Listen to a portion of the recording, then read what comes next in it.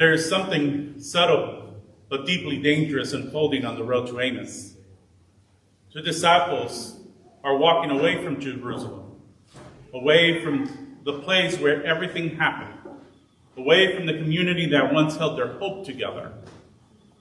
They're not simply traveling, they are processing, debating, and reconstructing a story that no longer makes sense to them. The one they believed isn't dead, and whatever hope they carry now feels misplaced. As they walk, they are engaged in what might call a risky debate, not just with each other, but within themselves, trying to make meaning of loss, trying to decide what remains when everything they trusted seems to collapse. Right in the thick of their confusion, a stranger steps into their midst, not a familiar face, not a comforting presence, but someone who stands outside their story, outside their circle of trust. The language of the text presses us to see him as more than a passerby. He is the outsider, the foreigner, the one who does not fit. And here is where the mirror turns towards us. Jesus arrives not in the forms we expect, but in the faces we are quickest to dismiss. Jesus comes as the one we would rather ignore, the one we have already decided does not belong. They cannot see him, not because Jesus is hiding, but because their own expectations have built walls around their vision. They have already decided what the Messiah should look like, how the story should unfold, and what resurrection ought to be. And so, when resurrection walks beside them, they are blind to it. Their certainty is their blindness. How often do we do the same, missing the living Christ because we are so sure of what he must look like? So let me ask you, how will you recognize Christ in the one beside you? Not in the grand gestures, but in the ordinary, the overlooked, the faces you pass by without a second thought. The person who you label as having a thick English accent. If Christ came as the outsider on that road, then Christ still comes as the outsider today. And those we have already written off, and those we have labeled as other, and those we refuse to see. Will you take off your blinders? Will you dare to see Christ where you least expect? This past week, several folks from our congregation joined me for Exodus World Services annual gala. By now, you should hopefully be familiar with Exodus World Service, and if you're not doing your job if you're coming regularly. We've contributed to Exodus World Service for the last 2 to 3 years, with Laura collecting at least once annually the welcome kits, with the mission committee giving a check to help reunite families for refugees. One of the things that sticks out is that in the videos that they show during the annual gala, and of course it's to get you to give them a little bit more money, but part of that is how the videos that they show appear to be so genuine. They don't seem overacted or performed. You have folks who were raised and born in this country, and you have young kids to older adults in these videos, expressing how much hope has been reignited in them.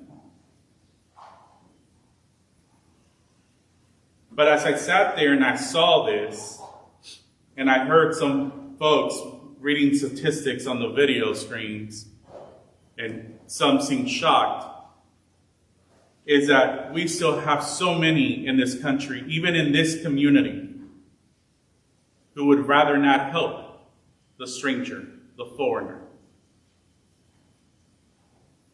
that are quick to dismiss them, who instead of helping reignite their hope, extinguish it.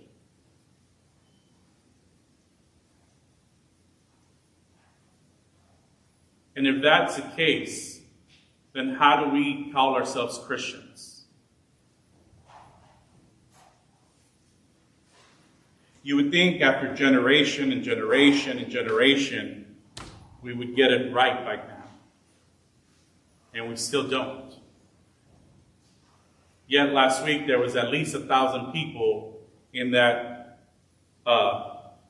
dining hall coming together for one cause, and that's to help refugees, who are some of the most vetted people that come into our country. There was one story of a young girl who came here as a little kid in elementary and now is pre-med. And she was so enthusiastic about talking about how Exodus and her, the volunteer who's connected to their family, has helped her so much. And she was presented with a scholarship that night.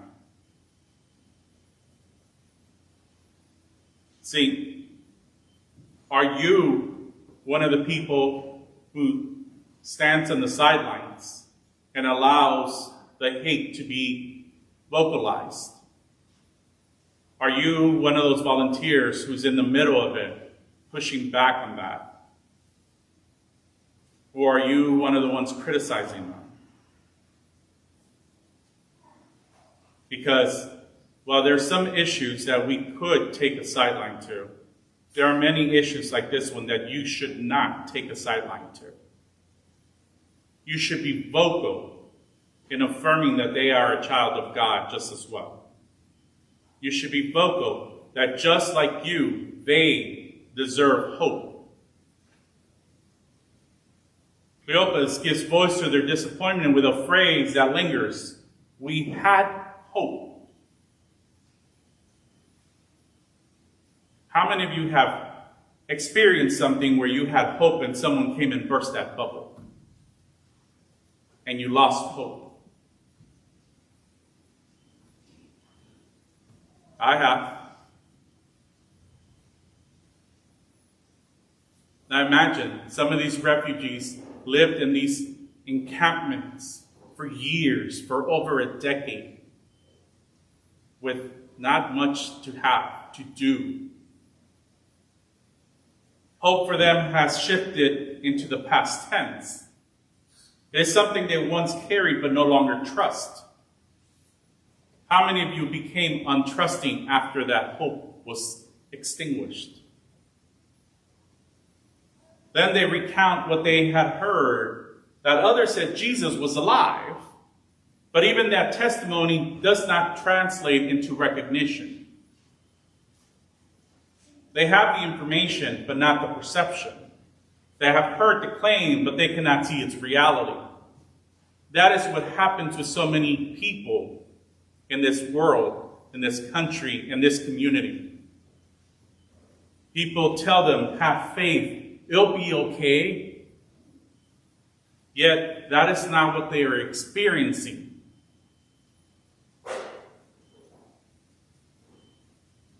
Well, I want to say that I'm proud generally to live in this plains. Sometimes that hope is borderline extinguished.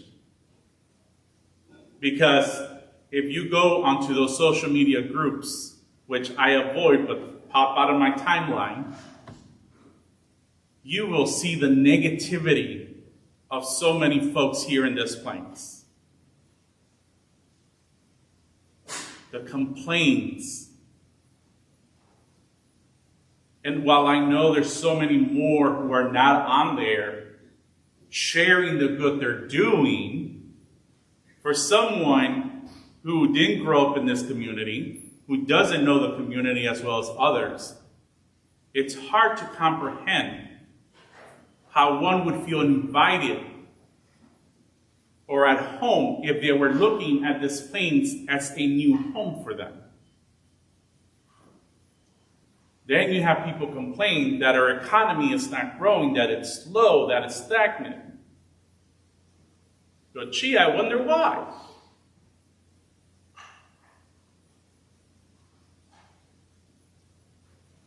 See, as they continue to walk, they recount what they have heard. That others, Jesus said, was alive. But even that testimony does not translate into recognition.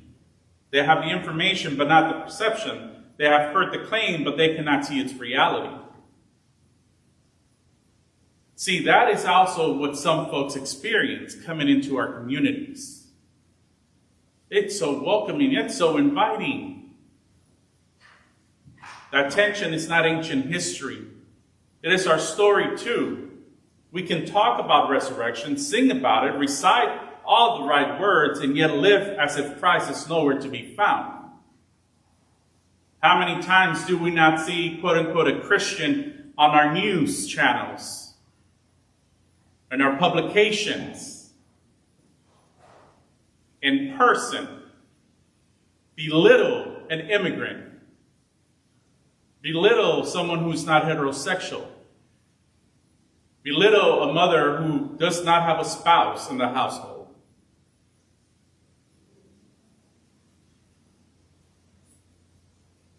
Think about that for a moment. And yet, they're right here on Sunday morning. Oh, Jesus, oh, yes, I love you, yes.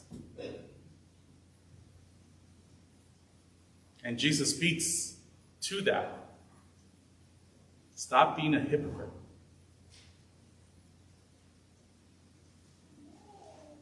And let's face it, we have a lot of hypocrites who are, quote unquote, practicing Christians.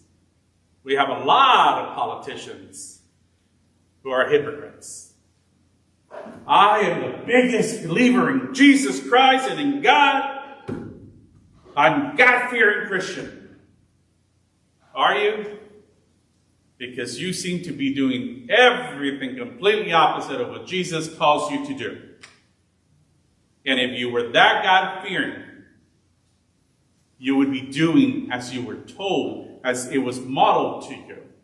To care for the hungry, to care for the poor, to care for the elderly, to care for women. See, women had it good, I use quotations because that's depending on the experience, for a few decades. And now, what are women experiencing? Once again, oppression. A louder input, even from those high in authority and in power in this country, saying the woman basically belongs barefoot and pregnant. How many of you in here who are women would love to be in that situation? Raise your hand. Don't be shy. Megan? Well, maybe one more. But you got to listen to everything Josh tells you to do. That will work. You don't have to say so. And you got to be up, make sure he's fed, his clothes are ironed. What would happen? Most of you, if not all of you, would be throwing a shoe or a purse or something, or hitting them with a pan, and say, the hell with that. You get your butt up and you do something. We carry the language of faith and still walk through life empty, hollowed out by words that never take flesh, words without action or just noise. See, that's something that my parents always cautioned me about growing up. It's saying certain things when it came to church or my faith, but not acting in it. When I was a kid and when I was first adopted, I found it very, very difficult to say I love you. Part of it because of my experience with the embedded trauma. And at one point, my mom sat with me and she said, you know what? That's okay if you don't tell me those words. But I'd rather you show it to me. Because then I truly know that you mean those words that you struggle to say. And for years, that was the case. I loved my parents, but it was very difficult for me to express that in words. When we first got together, someone also complained about it. I won't mention their name or anything.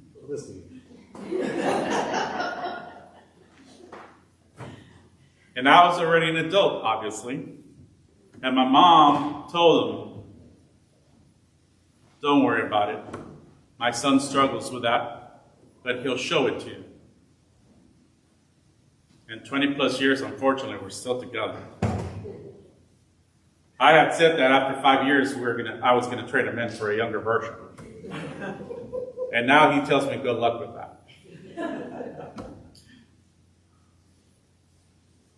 See, this is why we believe alone will not save us. We can believe in God, we can believe in Christ all we want, but if our actions are speaking otherwise, how will we be saved? But it's not enough to claim a tradition or recite a creed. See, when I started here and I changed a couple of things, I switched the creed that you all would recite, they would say, that's not the one we say. And as we continue to explore moving out of this lovely building, we have to ask ourselves, is a simple creed everything that we're supposed to embody? Is this building the actual church? Or are we in action the church? Are we in action that prayer that others have? If Christ lives, then his life must be seen in us. In the ways we walk, in the way we welcome, in the way we cross boundaries for the sake of love. There should be moments when our actions speak so loudly that no words are needed. And no, this doesn't mean the sermon. When the life of Christ shines through our actions, words are not needed. We do not put Christ on display with slogans. We reveal Christ by the way we live. It may sound simple, but the truth is this. Faith is not a performance. It is a practice. Love without measuring. Care without keeping score. Seeking justice not as a slogan, but as a way of life. When these things are real, they need no explanation. When they are missing, no amount of talk can cover the emptiness. The road to Emmaus exposes another blindness, our habit of believing the outsider has nothing to teach us. The disciples look at the stranger and see the ignorance, not wisdom. They assume he is in the dark, when in the truth he carries the light. How often do we do the same, deciding who is worthy to teach us, who is worthy to be heard? Yet it is the only one they overlook who opens their eyes, who turns the world upside down, who leads them to the truth they could not see. What would it take for us to let go of that instinct? To see the outsider not as a problem to fix or a threat to avoid, but as a vessel through whom Christ might speak. This is a risk the gospel demands, to loosen our grip on certainty, to open our eyes to God in places and people we least expect. Recognition in the story does not happen immediately. It unfolds through presence, through conversation, through shared journey. It culminates the breaking of bread, a moment of ordinary action that becomes a site of revelation. When we celebrate communion, we say that this table is for all. And I don't know about you all, but I mean it. I know that during our Lenten book study, we briefly discussed on how it was a struggle for some of our folks who grew up, particularly in this church, to then have this pastor who doesn't follow the rules and gives communion to whoever the heck he pleases. See, and my response to that is that I will have faith that as the grandparent, the parent, the aunt, the uncle who brings that child up and the child is wanting to receive communion, they explain what that symbolism means. And it is my job to participate in that symbolism by not saying, no, you're not good enough to get it yet. How many of you have been somewhere where you were rejected because you didn't meet the qualifications? And how are we supposed to teach our children what a church community is if we say, no, that's not for you. You got to wait your turn. Now, I know sometimes the kids will jump up, especially when there's a full-size croissant that has been given out as communion and they're hungry. Probably some of you are doing the same thing. Or you say, I'll save it for my coffee. See, during the revelation, that is when their eyes are open. Only then do they understand who has been seen, who has been with them all along. The question is not just whether we recognize Christ, but whether others can recognize Christ in us. If someone met you in the grocery store, at work, or on the street, would they see a glimpse of Christ? Not because you announced it, but because you lived it. How many times do we have people say, oh, I'm a Christian, you should come to church. And on Peter and John and Mark, verse this, it says this. Yet the first chance they get is they'll slam the door on them. How very Christian of them, right? Would they find compassion that breaks through indifference, generosity that refuses to hoard, presence that does not turn away? Resurrection is not just a doctrine to recite. It is a reality we build with our lives, choice by choice, moment by moment. It is found in every act of courage, every refusal to turn away, every time we choose to engage instead of retreat. And when we stumble, and we will, and we have, our prayer is the same as theirs. Stay with us, Lord. Stay with us when we cannot see, when we are lost, when we miss your presence right in front of us. And Christ stays, not in the ways we script, not in the forms that we find comfortable, but faithfully, quietly, showing up in the faces we overlook, in the strangers we pass by. The real risk is not just in what we say about faith, but in how we live it. Will we only look for Christ where it feels safe? I know some people that do that. Or will we open our eyes to find him in the unfamiliar, in the unexpected, and in the one walking right beside us? Resurrection is not locked in history. It is not far away or theoretical. It is here, alive, breaking in, waiting for us to see it again and again. Let us pray.